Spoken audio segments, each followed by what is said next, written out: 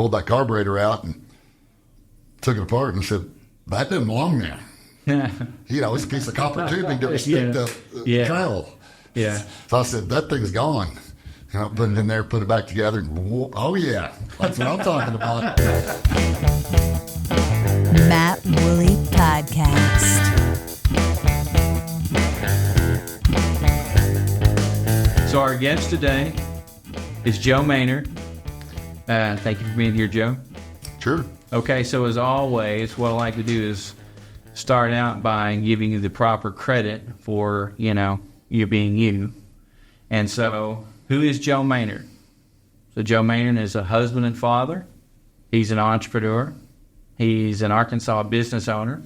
He's a patent holder. He's a political activist. And did I miss anything? You did. Well, tell me what I missed. Possibly the most important role in mine to you is grandfather. Oh, grandfather. Okay, awesome. How many grandkids do you have? Sadly, only 5. Oh, and I'm that all? One that graduated high school this weekend. Oh, wow. Yeah. So my son graduated too. He's 18. So what school does your grandson go to? She went to Fayetteville virtual. Oh, okay, nice. Okay, well, my son went to Prairie Grove. So yeah, my kids all went to Prairie Grove. So technically, you could be my dad. I could be. You'd hear a lot better looking if I was your dad. Okay, so let's get off into who is Joe Maynard. So, Joe, why would you want to know that? Why would anybody want to know that? Well, our viewers like to know these things. Do they? They do. Are you sure? I'm positive. Okay, here we go. So, where are you from, Joe? Fort Smith, Arkansas. Did you grow up, born and raised? Yep. Spent the first 17 and a half years of my life there. Maybe 18. 18. Mm-hmm. So, what high school did you go to? Northside, of course. The high school. The high school. Okay. So, let's talk about your career path. And my brothers both went to Southside. Why is that? Well, I lived in probably 8, 9 different houses in Fort Smith. I had 3 marriages on both sides of the family. Gotcha. Mother and father, and we moved around a lot and gotcha. Went through a lot. Okay. So how did you transition to Northwest Arkansas? Was it job related, or did you start your career down in Fort Smith? How'd that go? Well, I didn't have a career in Fort Smith. I just had a job. Okay. Well, let's talk about that. Just normal high school jobs. What were you doing? I think the first one was Minuteman Restaurant. What did you do there? And I think I was 14. Okay. I think my Social Security sheet that I get every year that shows when my work history starts then. Right. I just wash dishes and clean the grills and that kind of thing. Just I drove my motorcycle to work. Right. In Arkansas, you get a 13-year-old driver's license. Yeah. Okay. It was awesome. Awesome. Okay. So, walk me down that career path. Give me your job, and let's. I mean, you don't have to give me all the details, but give me top level. Well, as sometimes I miss the sequences, or plus or minus a year or two. Right. But I guess that would have been started in 73. Okay. Maybe 72, 73. Mm-hmm. Minuteman Restaurant, and I moonlighted. Mm-hmm. A guy worked across the street at the Ramada Inn, and he was the room service guy. Take your food up to you. Right. And I'd go up there after work, and he'd just say, "Hey, you want to take this one?" I'd take it, and I just work for tips. Mm-hmm. So you working 2 jobs? Well, yeah, not really working. I was a kid. I was just doing stuff. But you got paid for it? Well, I got paid, yeah. So it didn't bother you to work then? Well, no, that's how you get stuff, and you got to do something with your time. Perfect. Okay. All right, keep going. Productive, There's a wisdom nugget there. Well, keep going. Well, I think the next thing, I moved from there to the IHOP restaurant. International House of Pancakes. I'm very familiar. By the mall in Fort Smith. Used to be there. And I'm going to get back to that, by the way, is what life was like as a kid in Fort Smith. Okay, let's talk about it. Okay. And these are my perceptions. Born in 1958, became what I think of age when I was 5 or 6. Mm-hmm. Because people, would say all these different things, and I recall at that point I had my own program. Mm-hmm. And I wasn't interested in what anybody else was doing, or what I was told to do. Mm-hmm. I was interested in what I wanted to do from way back then. Did you are in school? Yeah. Okay. Oh, yeah. Anyway, in Fort Smith, it was great because I went to school, I walked to school, block or 2 blocks, something like that. I lived out where at West Ark. Well, it's U of A now. There was a boys club there called Jeffrey Boys Club. Went to Eccles Elementary. Go to Eccles, get off, get out of school, walk to the boys club, and stay there until 5 and go home. You know, mine got home about that time. She was on a second marriage there, and it was just great. At 8 years old, I could ride my bicycle all the way across town. Wow. And they had city buses. And I remember being 9, 10 years old, getting on the bus at my house by myself, going downtown Fort Smith, Garrison Avenue, where my mother worked at a S&H Crest, I think it was, just a 5 and dime. And I could go down there and have lunch with her in the summer. Wow, what a glorious It was state great. of time. You know, the downside of that era, I mean, it was a really safe place. I mean, I walked miles, and, you know, Halloween, we'd go miles from our house as kids. The only downside really to that era was I remember going to the Malco Theater downtown in Garrison Avenue. I think I saw Herbie the Love Bug when it first came out. Nice. That can coordinate the timing. Right. But there was a separate entrance for the black people. Really. You know, I didn't know what to make of it. It was a little weird, but I mean, it's just what it was. You know, when the movie was over, everybody was mingling, but it was like, you know, I didn't ever really think about it in retrospect. That was pretty weird. Yeah, it is. Absolutely. So that's the time period. Anyway, I get this job. I'm probably junior high age. I guess that's 13, 14. I'm working at the IHOP restaurant, and I start with just busboy. And didn't really get excited about it, but then I did food prep. Which, you know, I learned how to break eggs really well. I could break an egg with both hands. Can you still do it today? Oh yeah, with one hand I can break eggs, and I can flip 3 eggs. I didn't do it at home. I did it this weekend. Right. Yeah, I can flip 3 eggs over easy in a pan. I'm good at that.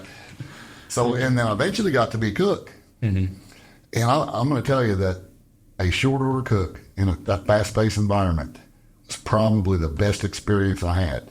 And the reason I say that is when I'm managing things, the way I do it is I put something on the list, on the wheel, and there's all these tickets, and you've got to keep the waffles from burning. You got 14 different orders of eggs. You got pancakes, you got hash browns over here, you got toast down, you got to make a salad, you got to do all this stuff and keep all these meals in your head all the time. So the way I associate the way I think is I put the orders on the wheel, all my tasks for the day or the week or the year, and I just look at the wheel, say, is there any action I can take on that one or needs to happen on that one? No. Move to the next one. Yeah, I can do this part of that one now, next one. And then the wheel just keeps going around and around. So, Has it always been a successful model for you? yeah. Okay. Yeah, it's a really disciplined way to think. So you constantly go. So I really appreciate that part of the job.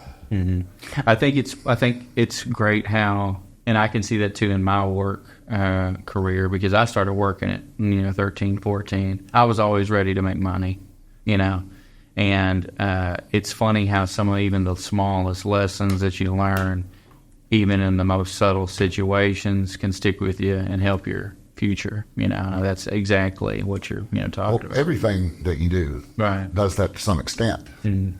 The next job, which is what you asked, the next job I had, I think it was the next job, was at Superior Motor Exchange. They rebuilt engines. And that's what I was doing in high school. I was boring cylinders with a boring bar. And it just made sense to me. It's just, I could understand.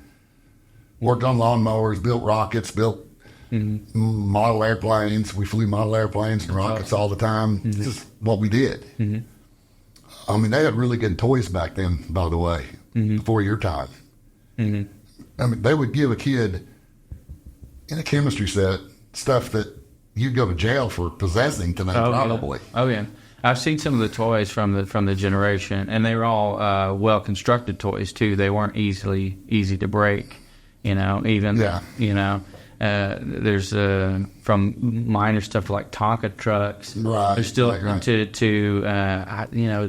guys had a lot of, which, I would say that, too, a lot of the toys back then, well, not a lot of them, but at least some of them were more geared towards inspiration and innovation, I would say. Y'all had more access. Building. Yeah. So Sorry, I interrupted you. One of the things I recall was fun was called Incredible Edibles, I think. Mm-hmm. And it was 2 aluminum molds, and you took a bottle of juice that you could buy more of, pour it in there, the liquid, put the mold together, and put it in a little heater thing, probably a light bulb. Mm-hmm. And whatever the time was, it ran out. You pull it out, and it was like a spider. You could eat it. Mm-hmm. Mm-hmm. I mean, can you imagine having that and giving that to a kid today? It's crazy. Mm-hmm. But those were all good things. I recall one of the gifts I'd gotten from my mother was a Craftsman toolbox and a set of wrenches when I was in high school. And I still got it. That's awesome. Yeah, that's great. Were you always mechanically inclined? I don't know what that exactly means, but well, we'll get off into it in a minute. But you obviously have, and our listeners will understand this here in just a second. We're kind of pushing forward, but you obviously have, you have a long history of mechanics, and you have. I'm pretty sure you're an owner of several patents, and you have an understanding of so many different industrial processes. Where did the love of that start from? I don't know if there's a love of it. It just makes sense. And it's productive. Right. But you enjoy it. Yeah. I mean, I enjoy understanding how things work. Right. So have you always had a mind that deconstructed things? Like were you the guy that pulled the radio apart, or were you the sure. guy? Okay. Sure. So where was the beginnings of moving into a career? Because I definitely want to get to that point about your career, because it's a very crucial part of you, right? So where would you say that began in your career path? I would say more it's a necessity. Necessity? Okay. Please explain. When I'm 16, I want to call it, I've been driving a motorcycle, and of course I wanted to understand how to make the motorcycle faster, and so I talked to people, and we took the cylinder out and bored it oversized and put a big sprocket on the back, and whatever I could. Yeah. When you're 13, you can get a motorcycle license in Arkansas. Mm-hmm. Used to be the law was under 5 horsepower. Mm-hmm. I think it's a CC rating now. Mm-hmm. Well, what they would do is they'd take like a 125 and put some kind of throttle block on it. Mm-hmm. Some guys had motorcycles that had a little screw in the handle that restricted it. You pull the screw out and you're good, Yeah, right. Mine was built into the carburetor in the case. Mm-hmm. Well, coming back from a trip, motorcycle had some kind of problem, and I took it all apart on the side of the road and pulled that carburetor out and took it apart and said, that didn't belong there. It's a piece of copper tubing to restrict the trail. Yeah. So I said, that thing's gone. Put it in there, put it back together, and oh yeah, that's what I'm talking about. I drove that, I'm 14, 15 years old. I'm driving that motorcycle to Tulsa, Kansas City, by myself.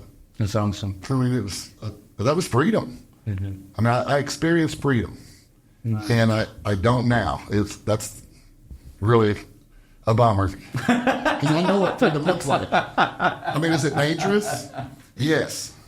Yeah. But we're not guaranteed a safe world. Right. And trying to do it. Or another day.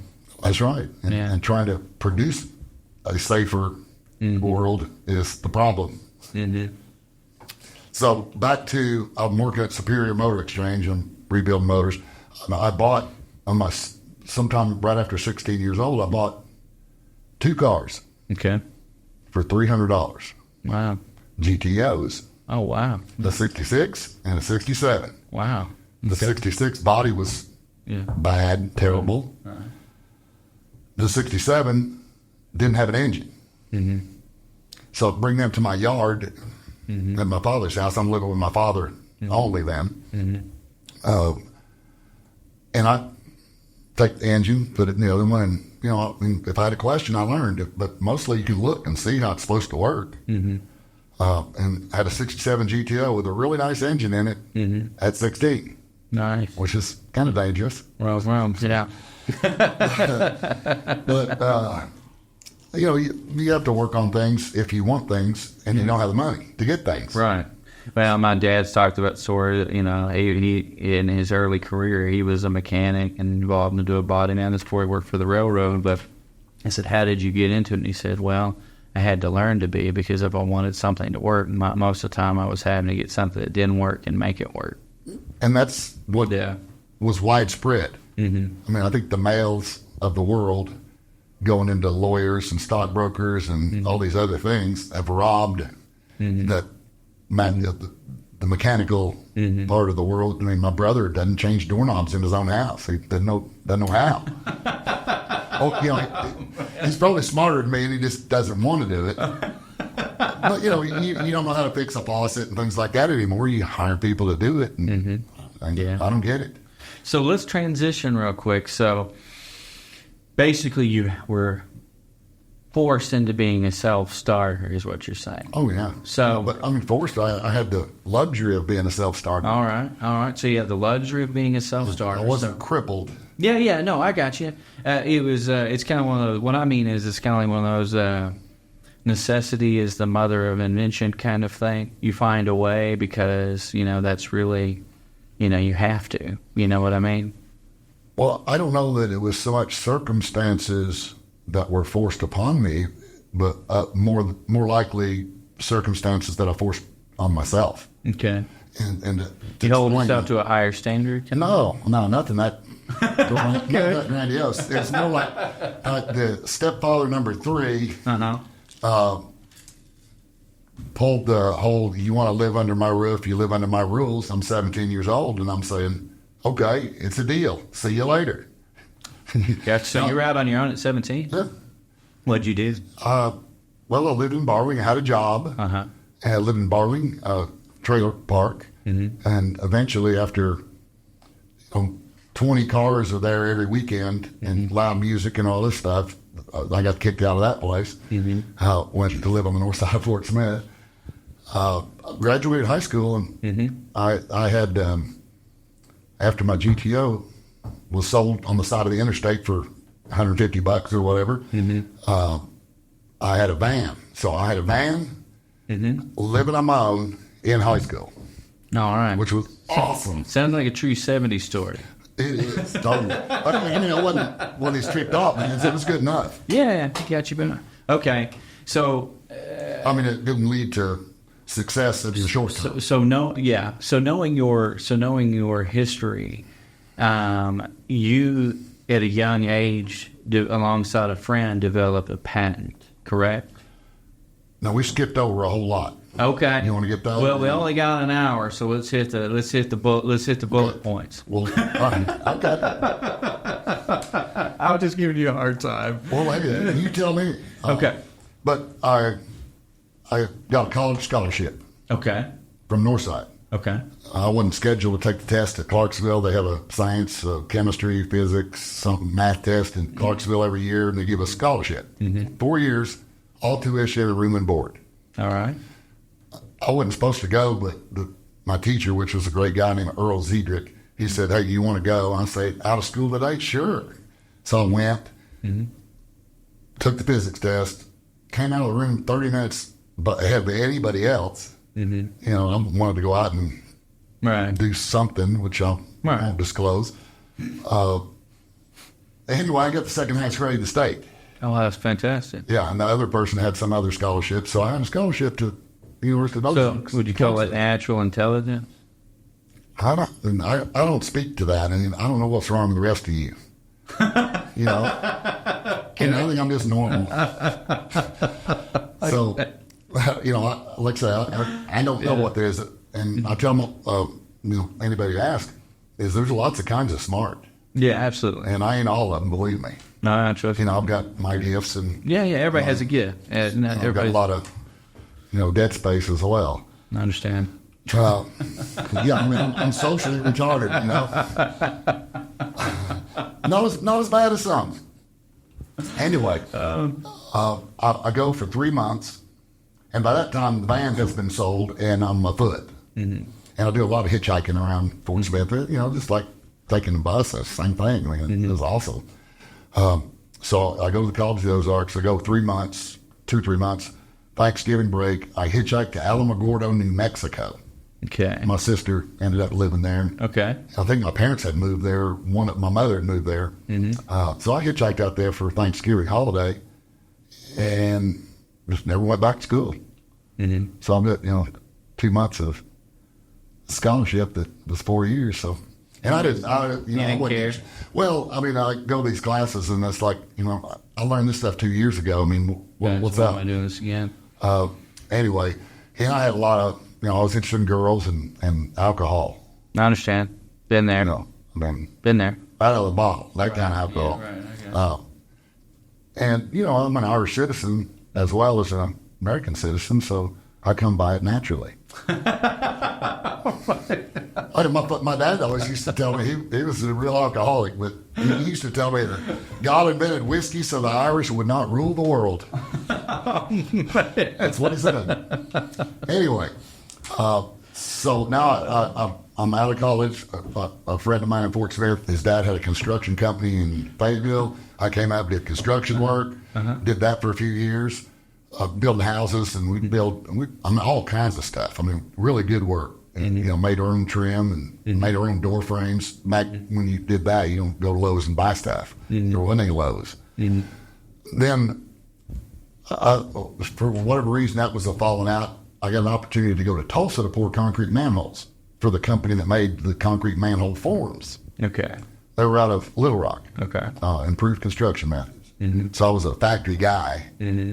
But I rebuilt the engine on the company truck while I was there. I'd go pour demonstration manholes so they could sell their forms and pipe laying lasers and stuff. I spent a lot of time in a ditch, which I liked. I like the smell of the ditch. And I know how to run a shovel.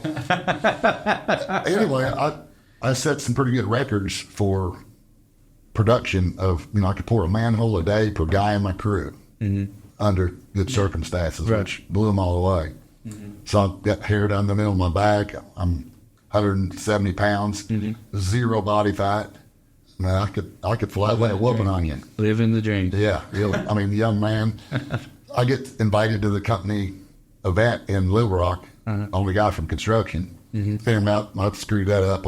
I saw another opportunity to build houses. They were spec houses where the house would come on the truck, the whole house. I mean, they had a slab crew that would pour a slab a day. And then this truck would show up. It'd have all the framing, the roofing. We could set all the framing, trusses, and decking in one day. And we'd do one a day. And then the brick people would come after. It was over in Catoosa, Oklahoma. Okay. And did that for a little while. Got ill. I think I lived with my mother for a couple of months. And then I hitchhiked back to Fayetteville, went to work for Smith Two-Way Radio. Okay. Putting radios in cars and police trucks and ambulances and whatnot.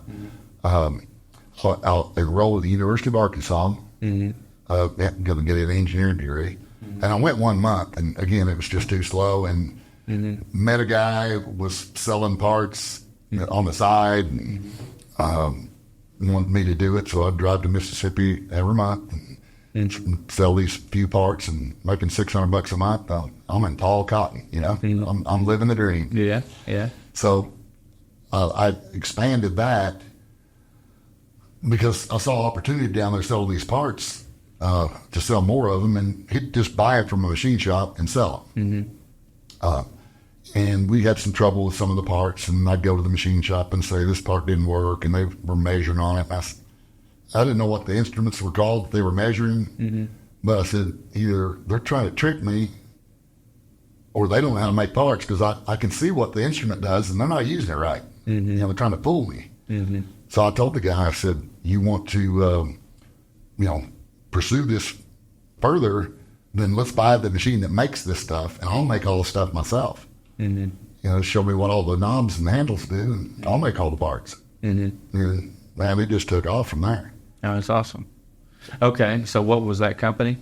It was called Jet Enterprises. Jet Enterprises. Selling just 2 parts, and then eventually we sold the whole machine. Oh, wow. We designed our own machine. Oh, that's fish skinning machine. That's awesome. Industrial. Does that still exist today? It does. Jet still. We sold the company. Okay. For Awesome. pennies. It was. I just wanted to get away from that limited business and those people that were in that industry. So what was It's not good. So what was the segue from that to what was the next step? So you sold it. You sold the company. Obviously, you started another company, right? Yes. So what was that company? Because I bought the company out, and then I started doing other things, and then that part of the company I just sold to somebody down south. Gotcha. Okay. From nothing. Okay. But this other a friend of mine that I'm still friends with today. I was with him this morning, 40-something years ago. Wow. They're in the packaging business, and they were making parts for a packaging machine. That's not their main business, but that's what they were doing. And I said, hey, let's build our own whole packaging machine. Mm-hmm. And then we started doing that and different iterations of it. And eventually we did the electrical system. My company did the electrical system and some machining. Oh, wow. Now, let's go back a little bit to that. I'm a pretty good kid at 13. We're going that far back? Yeah. And there's a reason. Okay. I'm a pretty good kid at 13. Mm-hmm. I'm in the Civil Air Patrol. Mm-hmm. Fort Chaffee has a summer camp for Civil Air Patrol and maybe somebody else. Mm-hmm. And they had pilot training and electronic ham radio and something else, I think. And I'm going to be a pilot. Mm-hmm. Well, I get there, and we stay at the barracks. I think they're all gone now, but we stay at the barracks at Fort Chaffee. And they come to me and say, hey, you're too young to take the test or to be qualified or whatever at the end for a pilot, so you're going to have to do something else. Mm-hmm. Well, if I'd had really good guidance at that time, they'd have said, well, take the pilot stuff, and you just won't get your certification or whatever it was at the end, but you'll still go that path in life. Mm-hmm. But I didn't. I said, okay, well, I'll do the radio thing. So I learned about electronics then. Changed the trajectory of my life. Okay. Now, I could have been a pilot, a really good one, but I probably wouldn't survive it. Gotcha. With my nature. Yeah, man. I'm the pilot type. And, right. I'd say, yeah, this plane will do it. Sure, what's this? Oh, I better, what's this? And that would be me. So anyway, I had electronics, so we designed the electrical system. Gotcha. Right, and then we bought a computer. I don't want to get too on the technical side, but at the time, the electronic controllers called PLCs, at the time were not fast enough to do the control of the machine the way I wanted to do it. I wanted an opportunity to do 1,000 things between the start and the end, and it wasn't fast enough. And it was kind of sequentially. So if any part slowed down, the whole cycle would slow down. Anyway, we modified a PLC to run off a clock, and then we constructed a way to manipulate the clock in this PLC. And that probably would work. It was, at that time, there was probably 386 computers, maybe 486. Pentiums weren't out yet. We bought a computer, and it had some digital inputs and outputs. And we thought we'd go that way. It'd be more flexible for us, especially with the HMI, the screen capabilities and stuff that were available. So we bought this computer, and it had a touch screen, big industrial computer, that's what they called it. But we designed the rest of the electrical system, wrote the programming for it, and it's still too slow. So we had to go in with what they called assembly language and manipulate the clock in there to get more ticks that we could do more stuff. Wow. Between here and there, we could only do 10 things. Right. With the regular software they rent, you could run with. I think it was before .NET. It was probably a Visual Basic or something. Anyway, we wrote the assembly code to speed up the clock, and then we were able to write some really good control software for this packaging machine. It's high-speed machine. Still the best machine out there. No. Pac Mac, by the way. Pac Mac. Okay. Fact, man. So we started making all the parts, and anyway, one thing led to the other, and the weakest link became that industrial computer itself. It wasn't reliable, and there were some limitations in monochrome. So the customer said, we got to have a heavier duty touchscreen. So we developed and patented a touchscreen. And what company is this again at the time? I think it was still under Maynard Inc., but we started the division. We used to build special machines, one-off, put makeup in a case, and automated robotic stuff. But that could have been word machinery at that time. So we designed this computer, and we still build them today. You can go see it on YouTube, just destruction of a computer, and you'll find it eventually. It's on Word Machinery's website, where we had it underwater for 2 years, still working. Is this the one that you drug with a four-wheeler? Yeah, there's a video on there. Yeah, I've seen that actually. Yeah, we shot it off the post, scratched it with a screwdriver. It's the best destructible. heavy duty thing out there. So that's awesome. And we've been building a lot of those machines. And Now, is it true that you guys have done some stuff? Maybe this is the wrong word, but you've done some stuff for NASA. Is that correct or no? Yeah, NASA loves us. Well, what do you do for NASA? I mean, that you can disclose. Well, there was something called Project 501 years ago, and the state was trying to increase the aerospace thing. McDonnell Douglas had a plant in Melbourne, Arkansas, and I hooked up with a guy that's still with us that knew a little bit about that industry. So he came to work for us. We went over there, and I saw the parts that they were buying for. I think they rebuilt flight surfaces for MD-10s and Super 80s and the DC-9 variants. The flaps, and just rebuild the flaps or the ailerons or what have you. A bunch of stringers they made, and I looked at them and I said, man, I thought aerospace was high precision, good stuff, and it looks like somebody made those with a hatchet. I said, no, I didn't make those. So we started making parts for McDonnell Douglas. Oh, that's awesome. Yeah. That's awesome. And they liked it a lot, and we got into CNC equipment, and we got in with another company, a French company that does wiring, and they got the contract to build the instrument panels on McDonnell Douglas's latest plane, which was the MD-95. We built every instrument panel That's cool. for every one of those planes flying. Cool. It's not Boeing bought Douglas at that time, right in the middle of all this. We built all the prototypes, and then Boeing called it a 717. Okay. We're flying out of Exide today. Yeah. That's awesome. We built every instrument panel in every one of those planes ever flew. This episode of the podcast is brought to you by Design Steins. Since 2010, Design Steins has assisted brands and suppliers with branding, packaging, displays, engineering, photography, video, and trade shows for retail. Design Steins provides your brands with the retail power to make the sell. Go to designsteins.com, that's DESIGNSTEINS.com, to learn how they can help your brands go next level. Designsteins.com. Your brands, your goals, your success. This podcast is brought to you by George's Majestic Lounge in Fayetteville. George's Majestic Lounge is the longest-running club and live music venue in the state of Arkansas. George's Majestic regularly features national acts and is listed as one of the top 100 greatest American music venues in the United States.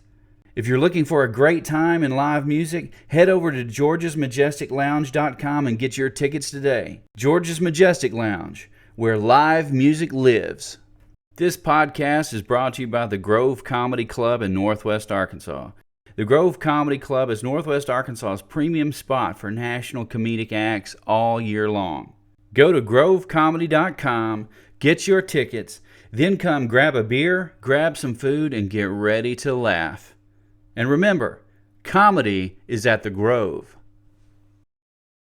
Don't you own a special filing cabinet?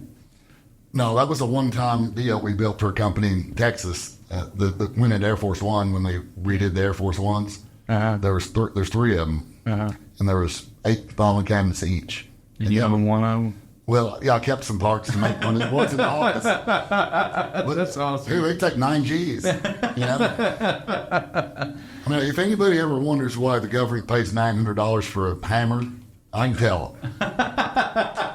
It's just dumb. But, I mean, I've seen specs working for McDonnell Douglas in the 90s that were included in the purchase order.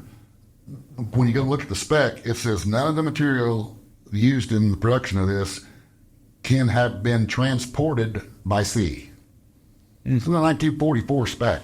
Yeah. For submarine warfare, they didn't want the supply chain, problems. Right. So there's a lot of that legacy stuff that's out there. The testing. You asked about NASA. We make a lot of parts for the Artemis rocket. Okay. The Artemis program for Boeing Space.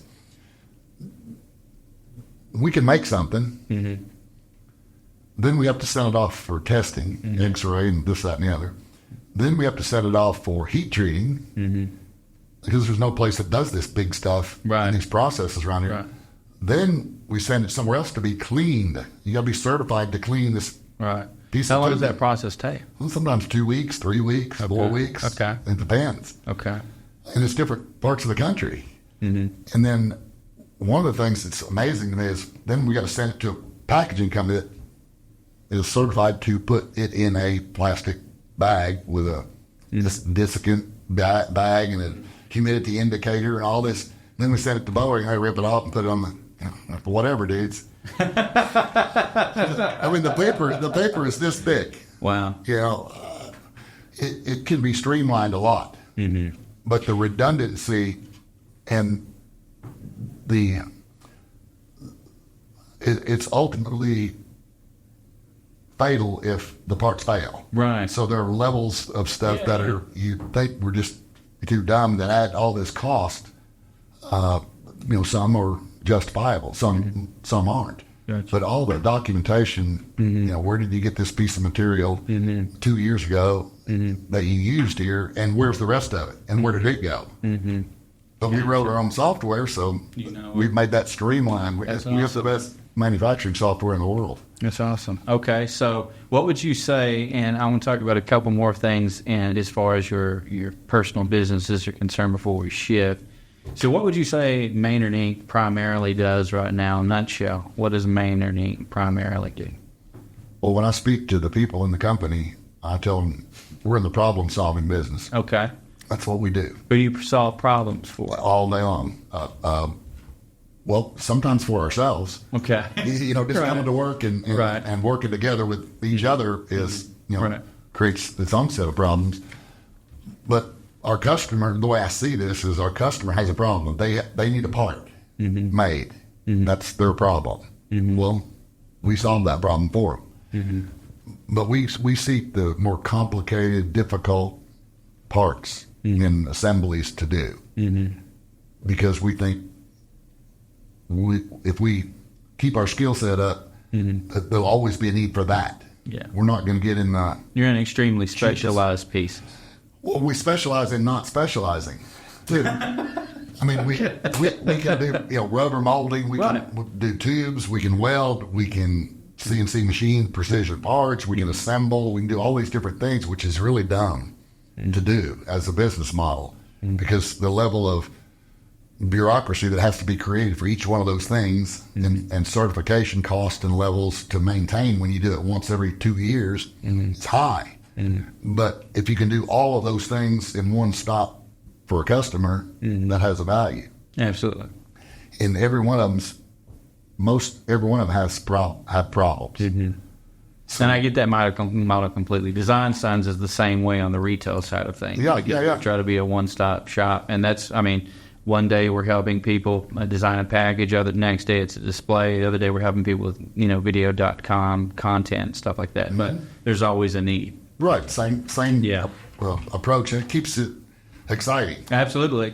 There's no dull moments. There's not a lot of people that can survive that environment. It's very straining at times. But your results are not as easily measured as mine are. Yeah, that's true. That's very true. Either we're within spec or we are not. There's not a lot of gray area. There is some. A lot of times, Northrop Grumman engineers, I'll argue with them, and I don't know where they're coming from. It's like, dude, you can't paint within 1,000th of an inch. Wow. And it's stupid to try. I mean, it doesn't need it. Mm-hmm. But they're all twisted up in their specs. Mm-hmm. But we work those things out. We're on that. I remember having a conversation with Boeing. Boeing wanted a teleconference about an electrical problem with them on the part. Their assembly, a little test box we make for them. So they get 8 engineers on their end of the line. Mm-hmm. I walk into our office, and we've got 6 people there, and I said, well, who needs to be here? Mm-hmm. And like 4 of them left because they didn't need to be there. They were just requested to be there, and I think, you don't have anything that contribute. It's not what we do. Mm-hmm. We're going to solve this problem. That's awesome. They were trying to run a 200-watt device off a 100-watt power supply, and like, who doesn't know what the problem is? Come on. And it's just crazy, but I had a workaround for them. Put one little resistor in there, and it'll cure this problem. It's $1 because when it starts is when it blows the fuse, so to speak. Gotcha. It'll run it all day long once it starts. Right. So this little resistor kept that rush from happening, and of course they didn't want to do that. They wanted to, now let's get a 200-watt power supply, and just in case you all engineers don't know, the case is already made, so if we get a power supply that fits the same holes, would be good. Okay, so obviously you're problem solvers. That's and you make for several industries. Sounds like. Don't you have another company running now? Don't you have another company that you're involved in as well, past Maynard Inc. That's newer? Well, the work machinery. Okay. Which originally designed automation machines and controls, electronics, software. They wrote. We spun off Ability 585, which is the software that runs everything in our company. Okay. We've made attempts to sell it and market it. But that's tough. Yes. Nobody's gotten fired for buying SAP, I've heard. But that is some garbage. Okay. I mean, in the manufacturing area. Well, let's do. I want to let's switch gears too, because there's several things we want to talk about. We only have so much time. This has been wonderful, though. So, what is the first piece of advice that you can kind of give to an entrepreneur regarding business? What would you say your biggest piece of advice is? It's kind of hard because it depends on what your passion is, and it depends on your personality. Mm-hmm. I mean, it would swing wildly one way or the other. Mm-hmm. I mean, some of you just say, don't go get a job. Not everybody can be that because it takes this, man. Yeah. It takes a total commitment. Yeah, you're either in or you're out. And that is your life. Mm-hmm. I remember when I got married, my wife and I had conversations along these lines. She's not here to defend herself, thankfully. But I said, look, I'm not happy being poor, and I'm not interested in that. I'm going to work as hard as I can, as long as I can, for 10 years. Mm-hmm. And where we are then, that's where we're going to be. Mm-hmm. You're not coming first. Jesus is not coming first. Kids aren't coming first. Mm-hmm. I'm tired of this living week to eat deal. Mm-hmm. So that's a kind of my thoughts. That's where my head was at that time. Mm-hmm. So you go to the building. Sometimes there's an employee and sometimes there's not. And you do the work that pays. You come home. My wife is the absolute best. Mm-hmm. She has dinner ready for me. I track metal chips and oil right to the dinner table from the door on the shag carpet and eat. We talk for a few minutes, go back to work, do the paperwork, billing, ordering stuff, creating invoices on triplicate, typewriter with triplicate, and do all that cleanup. Think about the next day, go home, 10 o'clock, go to sleep, get up. Rinse our feet. rinse and repeat. Okay. You know, Perseverance, pushing through. I like Coolidge's quote about perseverance. It's there's no substitute, and no amount of education, no amount of money to start with. There's plenty of really intelligent people out there that can't do this, and they can't do what we've done here. Just get good at what you do and know what you do.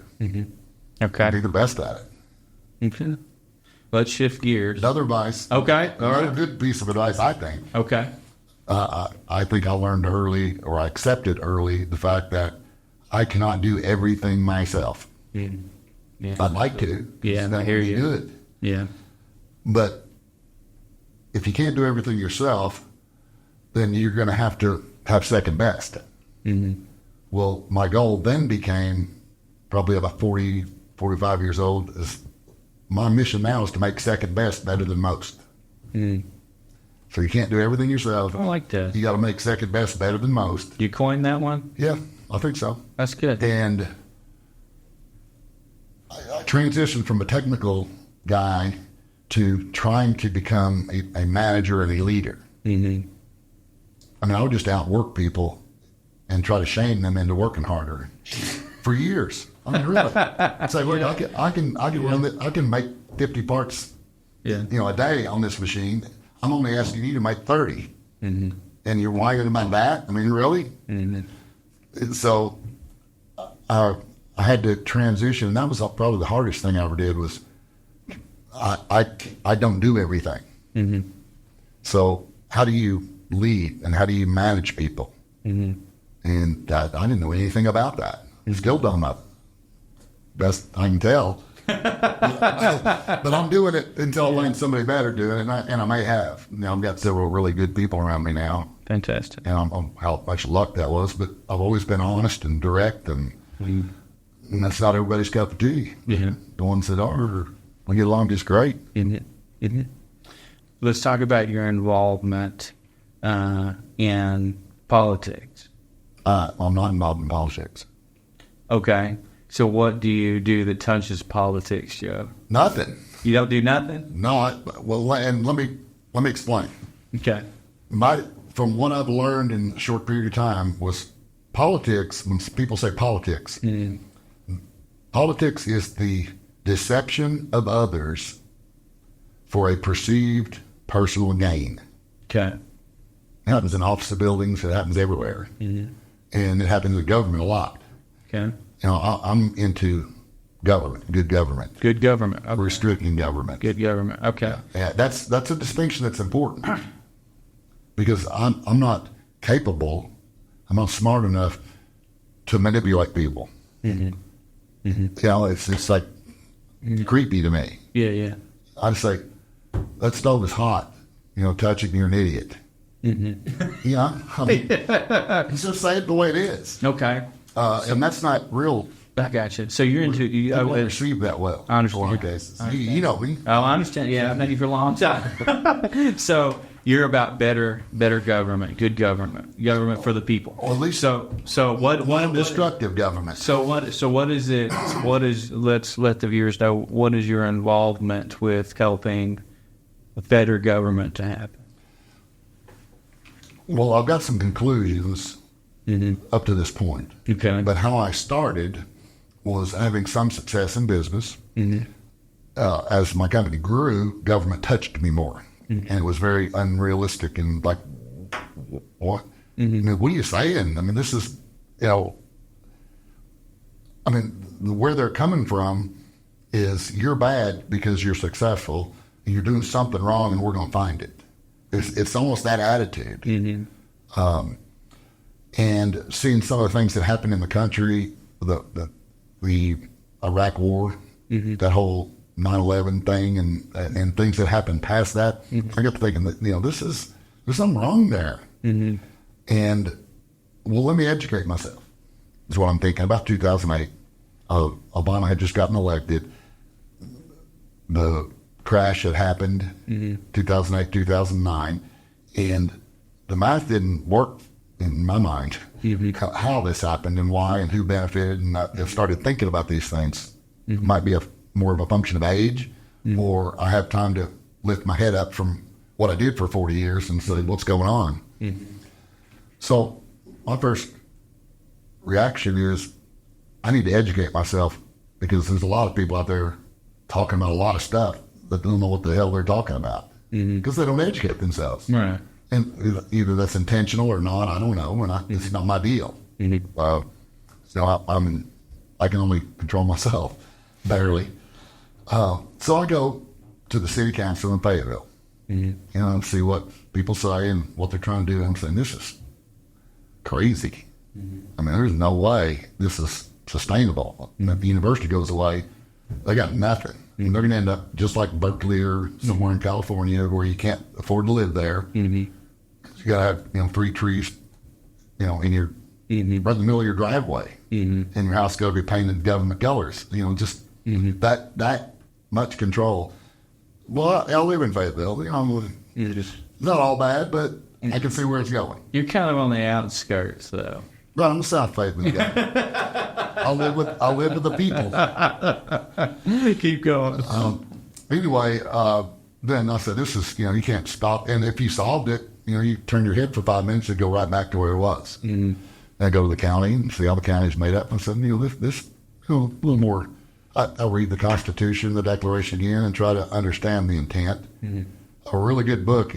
People misunderstand the Constitution all the time. 90% of people don't know what the hell it even says. And if they do, they just know they just pick and choose. But I got the Heritage Guide to the Constitution that explains the arguments that happened at the time. Like, why do we have this First Amendment with these 5 rights? Well, this guy didn't want that right because it would do this. Well, yeah, we do need it because the good of it outweighs the bad. Those arguments, it's awesome. Federalist Papers, same thing. Yeah. So understand what the owner's manual for the country says first, then see how government is, touching that. And then I went to the state level, went to D.C. A couple of times, really creepy. Just seeing how everything worked, who's who, how it was arranged. What was creepy about D.C.? The money. I mean, marble curbs and stuff. And I know they were built way back, but all the buildings, all the suits, and nothing was produced there. Where'd they get all this money? And the way they talk to each other, and it's like, we all know we're lying, but that's what we do. We're pretending like we're not. This is kind of the experience I had. So, summing all that up, and this Tea Party started then. I went to a couple of those meetings, and those people were fairly well educated, but there was anywhere from, we shouldn't be in any wars ever because military-industrial complex, all the way down to this food tax in Fayetteville. We need to oppose that. I mean, you can't do it.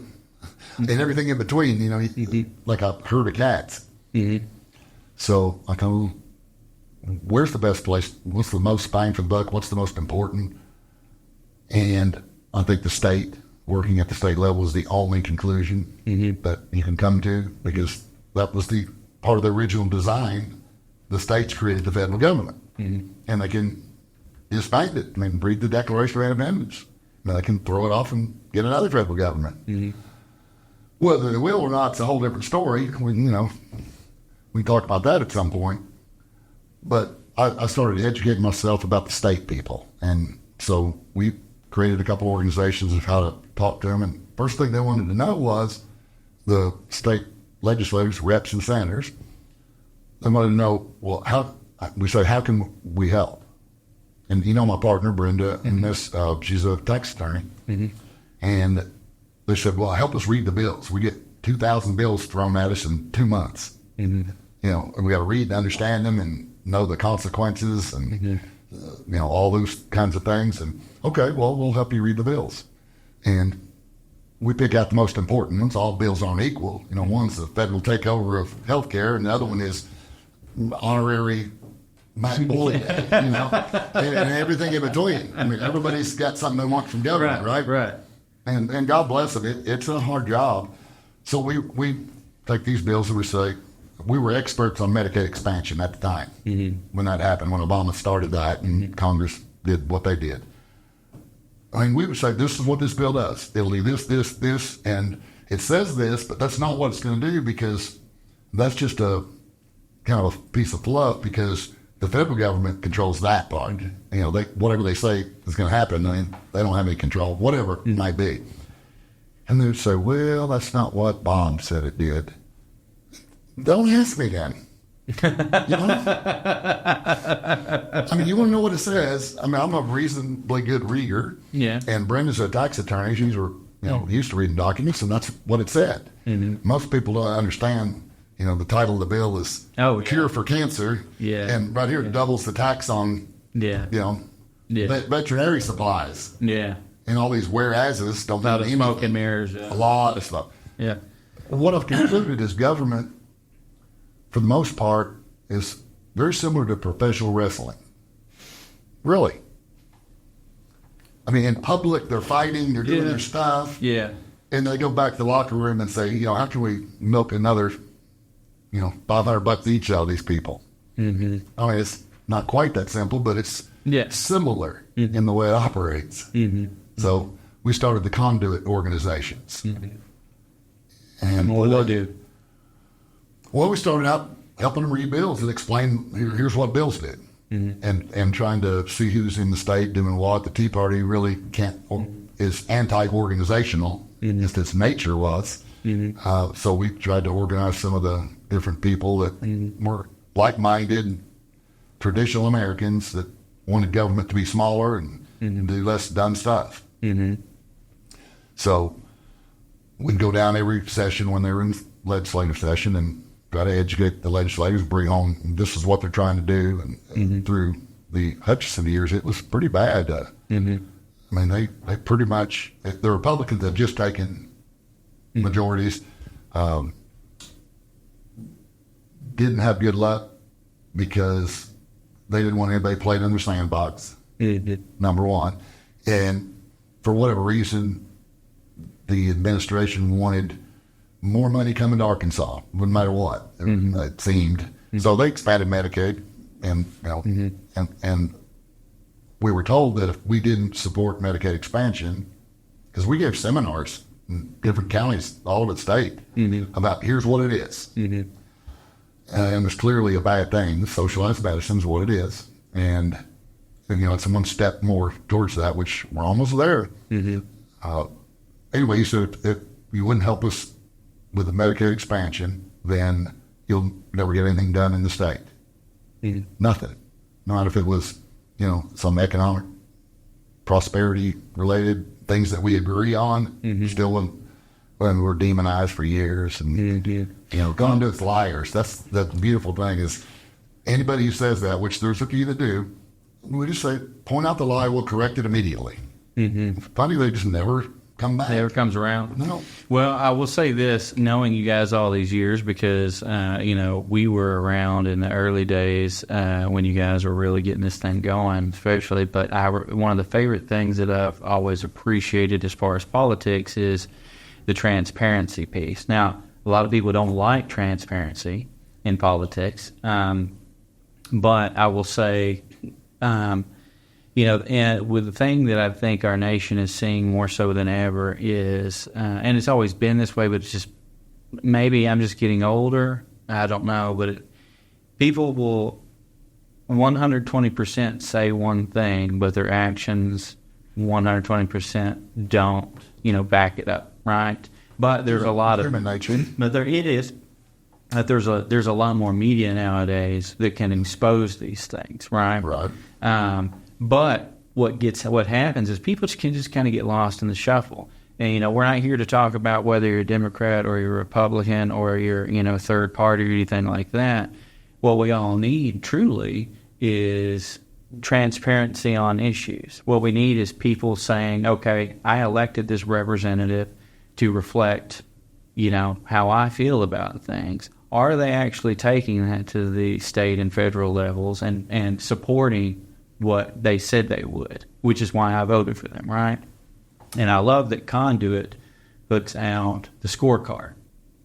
Because the scorecard, I tell everybody all the time, I was like, look, there's a lot of people that are involved in government that, that I'm close to, really good people. And they have a proven record of being good people. But the problem is it's your word against theirs if there's nobody there to point out. And that's what you guys do. That's the way I see what kind of your scorecard says clearly what they voted for and what they didn't. You rarely hear about, you always hear about the controversial issues, it's kind of hear about it. You're always the full Some story. people create controversy to cloud the water. That is, yeah. But I will say I love the scorecard that you guys put out I'd invite people. Where is that located? Where's that scorecard located, Joe? It's located on a website that's called Conduit for Commerce. Conduit for Commerce. Okay. It's what the chamber should be, possibly used to be, but it's the opposite now. Well, you can go there, and I know that you can see a scorecard of all state legislators, and you can essentially see where they voted yes or no on particular bills. And then you guys also do a Follow the money. Follow the money. Yeah. You learn a lot about what people do based on where the money comes from. Right. And so I'll say this, that you guys are big advocates of personal freedom and less government intervention, and I think that's great. But that's at the end of the day, whether you're for those things or not, it's at least nice to see the transparency, and because at the end of the day, that's what changes the course of history, or their votes.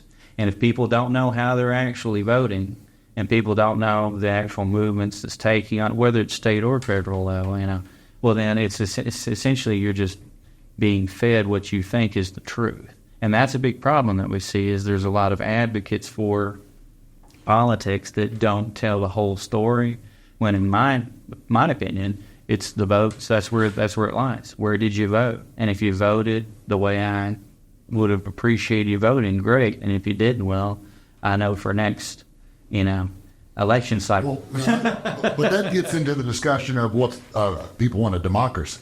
I think it was Thomas Jefferson that said, could have been John Adams, that said democracy is the most vile form of government. What that means, that's mob rule. If you got more votes, like I want to vote for everybody that's named Matt to be expelled from the country. If I get 51%, you're out of the country, pal. Asians cannot be living in America. 51%, they're all out. That's a democracy. Yeah, I want their money. If you have more than $20, I get half of it. If you get half the people to go for that, that's what the law is, and that's a democracy. That's mob rule. Going back to the larger subject, transparency is good, but if you see anything you want to see, you've got to have a basis. What is your base point? Are you a sovereign person, a sovereign human being, and you have natural rights, whatever. I like Penn Jillette. He says, your rights are anything you can do on an island by yourself. Yeah. Oh, that's pretty good. Yeah. But there are rights that we've all agreed to as Americans, that we have. There's things you can and you cannot do. We've got a republic. And I look at the difference between freedom and liberty like this. And you got to start with a basis. You got to know what you believe in first. Because if not, you're susceptible to all this manipulation and propaganda. Because that is the filter. Your base is the filter. You run everything you see and learn for free. And we have a conduit. We have an economic freedom filter, which we believe is the key. If you don't have economic freedom, you don't have any other freedoms. But you've got to understand the founding of the country and what was intended. And I hear so many times, and this is just a base argument, that you can make these on every article of the Constitution, pretty much, that you got the Second Amendment, keep and bear arms to protect yourself, from criminals and to hunt. Not wrong. It's to protect yourself from a tyrannical government forming. You just got to put yourself back in that time. You got your freedom with a gun. And we're more civilized possibly now, but I would argue the opposite. But, you have to understand where your fundamental beliefs are and start with that and know what they are. Most people don't. Don't spend much time thinking about it. They just adopt what's around them, but they never think through how that ends if it goes on that way. And then that's understandable. We all live our own bubble. But the design of the country is in the Elder's Manual, Constitution, and there's so much misunderstanding about that. Well, Joe, we have to wrap this up because we're over time, but I've thoroughly enjoyed this, and I hope that you'll come back. There's so much more to discuss, but I appreciate you coming on, and I appreciate your willingness to open up about your businesses as well as your patriotism. So, thank you, sir. You're welcome. Appreciate you, Joe. Let's do it again. All right.